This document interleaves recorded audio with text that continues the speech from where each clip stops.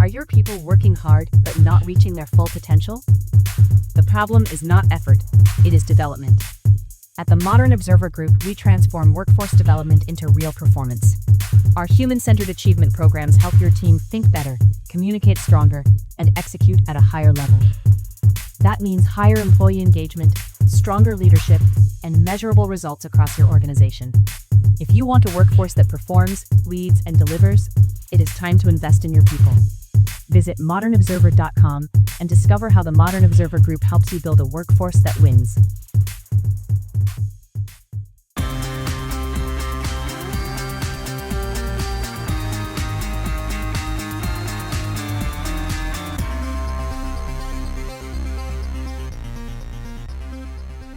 The ceasefire that wasn't.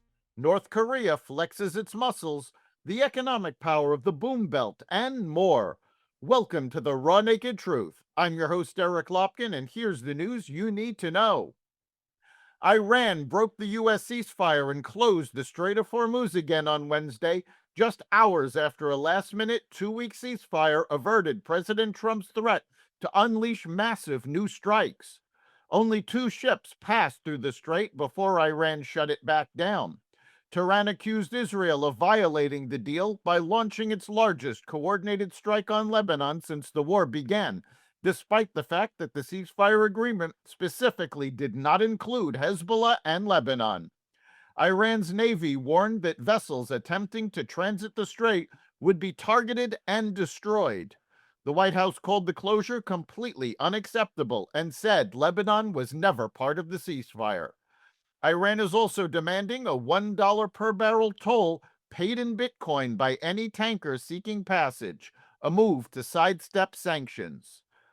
The U.S. will impose tariffs of 50% on any and all goods imported to the country from any nation supplying military weapons to Iran, President Donald Trump said Wednesday.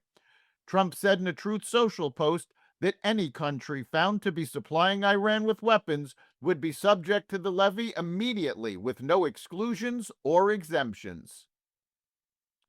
North Korea fired multiple short-range ballistic missiles toward the sea Wednesday in its second launch event in 2 days, South Korea's military said, hours after a senior North Korean official released crude insults against Seoul's hopes for warmer relations. South Korea's Joint Chiefs of Staff said several missiles lifted off from North Korea's eastern coastal Wonsan area on Wednesday morning and flew about 150 miles each in a direction toward the North's eastern waters. It said an additional North Korean ballistic missile, fired later Wednesday, traveled more than 700 kilometers off the North's east coast.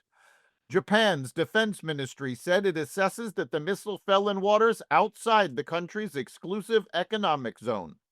South Korea's military said it maintains a readiness to repel any provocations by North Korea under a solid military alliance with the United States. It earlier said it detected the launch of an unidentified projectile from North Korea's capital region on Tuesday. Greece will ban access to social media for children under the age of 15 from January 1st, 2027, Prime Minister Kyriakos Mitsotakis said on Wednesday, citing rising anxiety, sleep problems, and the addictive design of online platforms. An opinion poll by ALCO published in February showed about 80% of those surveyed approved of a ban. The Greek government has already outlawed mobile phones in schools and set up parental control platforms to limit teenagers' screen time. Greece will be among the first countries to take such an initiative, Mitsotakis said in a video message, adding that he had spoken with parents before making the decision. I am certain, however, that it will not be the last. Our goal is to push the European Union in this direction as well. Florida and Texas governors joined forces in Miami on Tuesday to tout an 11-state southeastern economic corridor now generating $9 trillion in annual GDP, a figure that would trail only the national economies of the U.S. and China. The region has absorbed 70% of all U.S. population growth over the last 5 years, with Florida alone gaining $21 billion in wealth from interstate moves in 2023, more than the next 5 states combined.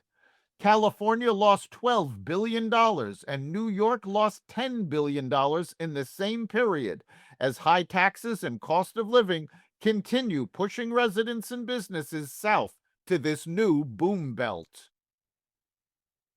Meta is debuting its first major artificial intelligence model since the costly hiring of Scale AI's Alexander Wang 9 months ago, as the Facebook parent aims to carve out a niche in a market that's being dominated by OpenAI, Anthropic, and Google. Dubbed Muse Spark and originally codenamed Avocado, the AI model announced Wednesday is the first from the company's new Muse series developed by Meta Superintelligence Labs, the AI unit that Wang oversees. Wang joined Meta in June as part of the company's $14.3 billion investment in Scale AI, where he was CEO. Meta is desperate to regain momentum in the fiercely competitive AI market following the disappointing debut of its latest open source models last April.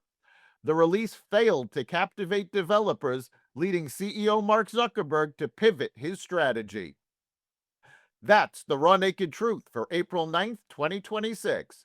You can catch every episode of the Raw Naked Truth Daily News Brief, as well as our sister podcast, Carnivore Radio, with news analysis and commentary, and the rest of the Xvadio Podcast Network at xvadio.com, the Apple Podcast app, YouTube, Rumble, Spotify, iHeartRadio, Audible, Amazon Music, and other platforms that respect freedom of speech. We'll see you next time.